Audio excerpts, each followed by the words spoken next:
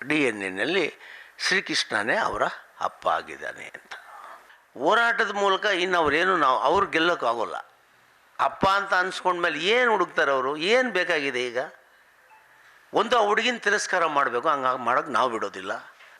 ಹೆಣ್ಣಿನ ಮೇಲೆ ನಡೆದಂಥ ಅತ್ಯಾಚಾರವನ್ನು ಅದಕ್ಕೆ ಇನ್ನೊಂದು ರೂಪದಲ್ಲಿ ಒಂದು ಮಗುವಾಗಿ ಆ ಮಗುನ ಕಟ್ಕೊಂಡು ನ್ಯಾಯಕ್ಕೋಸ್ಕರ ಹೋರಾಟ ಮಾಡುವಂಥ ಸಂದರ್ಭದಲ್ಲಿ ಆ ಕುಟುಂಬದವರು ಮತ್ತು ಆ ಮಗುವಿಗೆ ತಾವೆಲ್ಲ ಬೆಂಬಲವಾಗಿ ನಿಂತು ಈ ಸುದ್ದಿನಲ್ಲಿ ನ್ಯಾಯ ಸಿಗಬೇಕು ಅಂತ ರಾಜ್ಯಾದ್ಯಂತ ಎಲ್ಲರೂ ಕೂಡ ಗಮನ ಸೆಳೆಯುವಂಥ ಕೆಲಸ ಮಾಡಿದ್ರಿ. ಇದಕ್ಕೆ ಸಂಬಂಧಪಟ್ಟಂಗೆ ಏನು ಎಲ್ಲ ಪಾರ್ಟಿಯವರು, ಕಾಂಗ್ರೆಸ್ ಆಗಲಿ, ಜೆ ಡಿ ಎಸ್ ಆಗಲಿ, ಬಿ ಜೆ ಪಿ ಆಗಲಿ, ಎಲ್ಲ ಹಿಂದುತ್ವದ ಸಂಘ ಸಂಸ್ಥೆಗಳು, ಎಲ್ಲ ಧರ್ಮವನ್ನು ಕೂಡ ನೋಡ್ದಿರ ಎಲ್ಲ ಸಮುದಾಯದವರು ಈ ಒಂದು ಹೋರಾಟದಲ್ಲಿ ಭಾಗಿಗಳಾಗಿದ್ದರು. ಈ ಮಗುವಿಗೆ ನ್ಯಾಯ ಸಿಗಬೇಕು ಅನ್ನೋದು ಕೂಡ ಎಲ್ಲರ ಅಪೇಕ್ಷೆ ಆಗಿತ್ತು. ಆದರೆ ದುರಂತ ಏನಪ್ಪ ಅಂತ ಹೇಳಿದ್ರೆ, ಯಾವ ಮಗುವಿಗೆ ಜನ್ಮಕ್ಕೆ ಕಾರಣಕರ್ತರಾಗಿದ್ನೋ ಶ್ರೀಕೃಷ್ಣ, ಆತನ ತಂದೆ ತಾಯಿಗಳು ಕೂಡ ಯಾಕೋ ಮನಸ್ಸು ಮಾಡಲಿಲ್ಲ. ಇದೇನು ಅಪರೂಪದಲ್ಲಿ ಅಪರೂಪದ ಪ್ರಕರಣ ಏನೂ ಅಲ್ಲ ಇದು.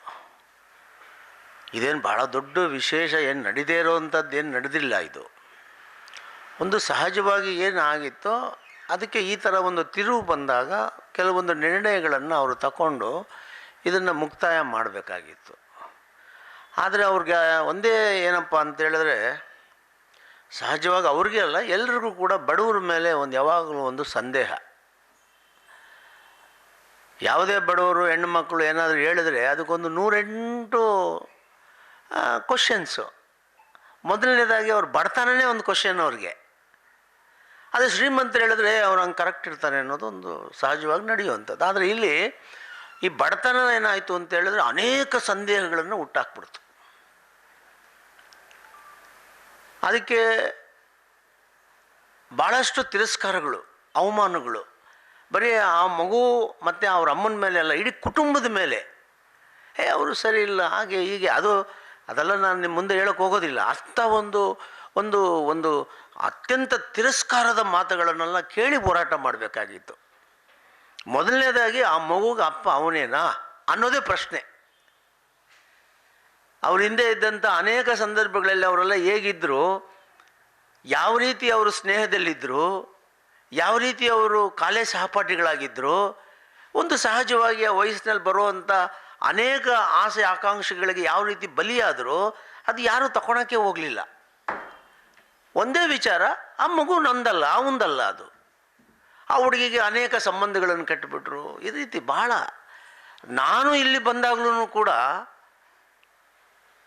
ನಮ್ಮವರು ಕೆಲವರು ಕೂಡ ಅದೇ ಮಾತು ಹೇಳೋಕ್ಕೆ ಶುರು ಮಾಡಿದ್ರು. ಇಲ್ಲ, ಅವರು ನಡತೆ ಹಂಗೆ ಹಿಂಗೆ ಅಂದರು. ನಾನು ಒಬ್ಬರು ಕೆಳಗಡೆ ಬಿದ್ದಾಗ, ಅನ್ಯಾಯಕ್ಕೆ ಒಳಪಟ್ಟಾಗ ಯಾರೂ ಕೂಡ ಆ ಮನೋಧರ್ಮದಲ್ಲಿ ನೋಡಬಾರ್ದು.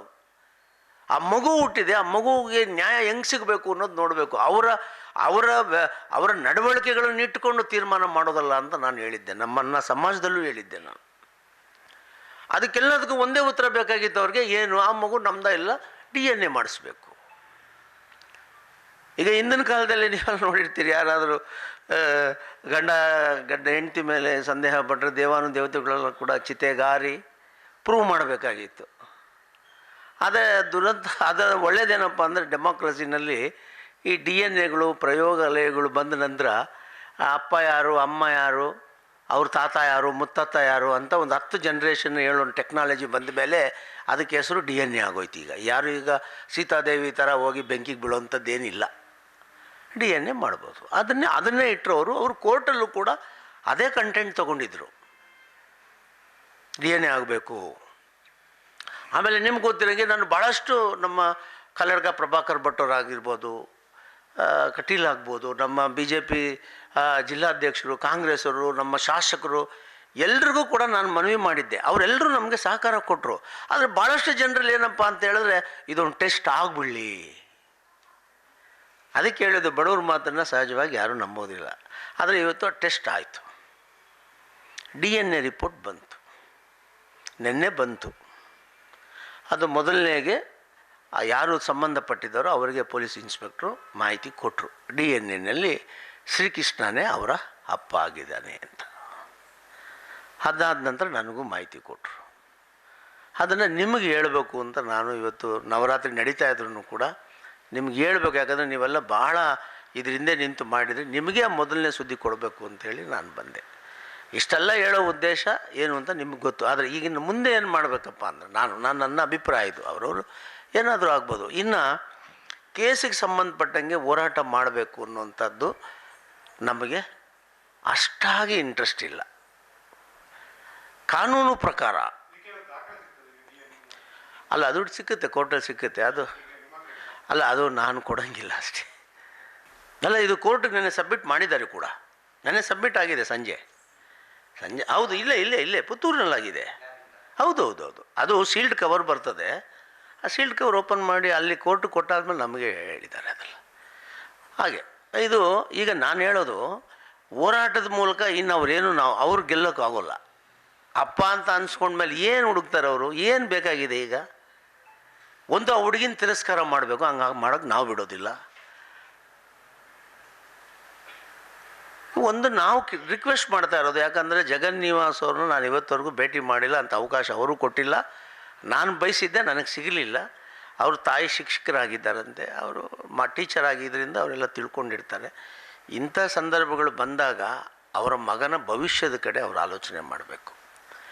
ಈಗ ನಮಗಿರೋ ಒತ್ತಡ ಹೇಗಿದೆ ಅಂತ ಹೇಳಿದ್ರೆ, ಬೇರೆಯವ್ರು ಹೇಳೋದು, ಇಲ್ಲ ಅಷ್ಟು ಅನ್ಯಾಯ ಮಾಡಿ ನಿಮ್ಮ ಸಮಾಜಕ್ಕೇನೆ ಆತ ಒಂಥರ ನಿರ್ಲಕ್ಷ್ಯ ತೋರಿದ್ದಾರೆ, ಯಾಕೆ ಬಿಡಬೇಕು, ಕಾನೂನು ಪ್ರಕಾರ ಹೋರಾಟ ಮಾಡಬೇಕು ಅಂತ. ಆದರೆ ನಾವು ಯಾವುದೂ ಅದಕ್ಕೆ ಒಪ್ಪೋದಿಲ್ಲ. ಆ ಗಂಡ ಹೆಂಡತಿಯಾಗಿ ಬಾಳಿ ಆ ಹುಟ್ಟಿರೋ ಮಗುಗೆ ಅವನ ಅಪ್ಪನ ಪ್ರೀತಿ ಸಿಗಬೇಕು. ಸಮಾಜದಲ್ಲಿ ತಂದೆ ಇಲ್ಲ ಅಂದರೆ ಏನಾಗುತ್ತೆ ಅಂತ ಎಲ್ಲರಿಗೂ ಗೊತ್ತಿದೆ ಸರ್. ಅದು ಬದುಕಿದ್ದಾಗಲೇ ತಂದೆ ನನಗೆ ಹಿಂಗೆ ಮಾಡಿಬಿಟ್ಟ ಅಂಥೇಳಿ ಆ ಮಗುವಿನ ಮನಸ್ಸಿನ ಮೇಲೆ ಬಿದ್ದರೆ ಇವತ್ತಲ್ಲ ನಾಳೆ ಆ ಮಗು ಯಾವ ರೀತಿ ಆಗುತ್ತೆ ಅನ್ನೋದು ಅವ್ರ ತಂದೆ ತಾಯಿಗಳು ಅರ್ಥ ಮಾಡ್ಕೋಬೇಕು. ಈಗ ಟ್ರಯಲ್ ಮುಂದಿನ ವಾರದಿಂದ ನಡೆಯುತ್ತೆ. ಯಾವುದೇ ಕಾರಣಕ್ಕೆ ಕಾನೂನು ಪ್ರಕಾರ ಆತ ಆ ಮಗುವಿನ ತಂದೆ ಅಲ್ಲ ಅನ್ನೋದು ಎಲ್ಲೂ ಇಲ್ಲ ಅನ್ನೋಕ್ಕಾಗೋದಿಲ್ಲ. ನಮ್ಮ ಮನವಿ ಅಷ್ಟೇ, ಆ ಮಗುವಿಗೆ ಅಪ್ಪ ಬೇಕು, ಆ ಹುಡುಗಿಗೆ ಮದುವೆ ಮಾಡಿಕೊಂಡು ಆ ಮನೆ ತುಂಬಿಸ್ಕೋಬೇಕು. ಮತ್ತು ಎಲ್ಲ ಅವರೇನು ಕೇಳ್ತಾರೆ ಅದನ್ನು ಸಮಾಜದ ಒಬ್ಬ ಅಧ್ಯಕ್ಷನಾಗಿ ನಾನೇ ನಿಂತು ಮಾತುಕತೆಯನ್ನು ಮಾಡ್ತೀನಿ. ಆ ಒಂದು ಸಂಸಾರ ಹುಟ್ಟಾಕೋದಕ್ಕೆ ಏನೆಲ್ಲ ಪ್ರಯತ್ನ ಮಾಡಬೇಕೋ ನಾನು ಅವ್ರ ಜೊತೆ ನಿಂತು ಸಹಕಾರ ಕೊಡ್ತೀನಿ. ಇದನ್ನು ಸಮಾಪ್ತಿ ಮಾಡಬೇಕು. ಆಮೇಲೆ ಇದರಿಂದ ಎಲ್ಲ ಹೆಣ್ಣು ಮಕ್ಕಳಿಗೆ ಒಂದು ಪಾಠ ಆಗಬೇಕು. ಲಕ್ಷಾಂತರ ಈ ಥರ ಪ್ರಕರಣಗಳು ದೇಶದಲ್ಲಿ ನಡೀತವೆ. ಎಲ್ರಿಗೂ ಇದೇ ಥರ ನ್ಯಾಯ ಸಿಗುತ್ತೆ ಅಂತ ಭಾವಿಸಬಾರ್ದು. ತಂದೆ ತಾಯಿಗಳು ತುಂಬ ಕಷ್ಟಪಟ್ಟು ಮಕ್ಕಳನ್ನ ಓದಿಸ್ತಾರೆ, ನಂಬಿಕೆ ಮೇಲೆ ಕಾಲೇಜುಗಳಿಗೆ ಕಲಿಸ್ತಾರೆ. ಅವರು ಒಂದೊತ್ತಿದ್ದು ಮಕ್ಕಳು ಮೂರೊತ್ತು ತಿನ್ನಬೇಕು ಅನ್ನೋ ಒಂದೇ ಒಂದು ಗುರಿನಲ್ಲಿ ಮಕ್ಕಳನ್ನ ವಿದ್ಯಾವಂತರಾಗಿ ಮಾಡ್ತಾರೆ.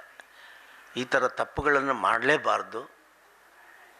ತಂದೆ ತಾಯಿ ಸಂಸಾರ ಸಂಬಂಧಗಳ ಬಗ್ಗೆ ಒಂದು ಬದ್ಧತೆಯಿಂದ ನಡ್ಕೋಬೇಕು. ಎಲ್ರಿಗೂ ಈ ಥರ ನ್ಯಾಯಾಲಯಕ್ಕೆ ಹೋಗಿ ಅವನೇ ನಿಮ್ಮಪ್ಪ ಅನ್ನೋಂಥ ತಂದು ತೋರಿಸೋವಂಥ ಸಂಖ್ಯೆ ತುಂಬ ಕಡಿಮೆ. ಅದಕ್ಕೆ ಇದೊಂದು ಪಾಠನೂ ಆಗಬೇಕು ಹೆಣ್ಣುಮಕ್ಕಳಿಗೆ. ಅದಕ್ಕೆ ಇದಕ್ಕೋಸ್ಕರ ಎಷ್ಟು ಜನ ಪಾಪ ಭಾಳ ರಾಜ್ಯಾದ್ಯಂತ ಆ ಮಗುಗೆ ಅಪ್ಪ ಸಿಗಬೇಕು ಅನ್ನೋ ಒಂದೇ ಕಾರಣಕ್ಕೆ, ಆ ಮಗು ತಬ್ಬಲಿ ಆಗಬಾರ್ದು ಅಂತ ಒಂದೇ ಕಾರಣಕ್ಕೆ ಇವರೆಲ್ಲರೂ ನಿಂತು ಮಾಡಿದ್ದಾರೆ. ಅವ್ರಿಗೂ ಕೂಡ ಈ ಮಾಹಿತಿ ಹಂಚ್ಕೋಬೇಕು ನಿಮ್ಮ ಮುಖಾಂತರ ಅಂತ ನಾನು ಬಂದಿದ್ದೇನೆ.